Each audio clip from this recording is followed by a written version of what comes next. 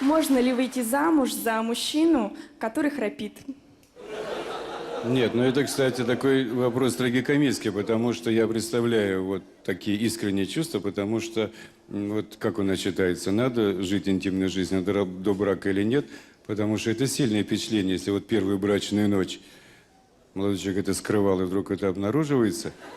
Мой покойный отец, что там было не в порядке с носоглоткой, он храпел чудовищно. Это действительно было что-то ужасное. Но мы к этому привыкли, и мы, в принципе, высыпались только тогда, когда он переставал храпеть. Потому что он жутко вот так дышал, храпел, сопел, потом что-то перегораживалось, и тишина. И тут мама, и мы просыпались. Потом вдруг это прорывало. От этого ему снились, конечно, все время кошмары. Он орал.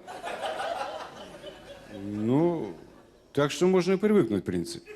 Вот так я вам советую. Если это любовь, то пусть храпит.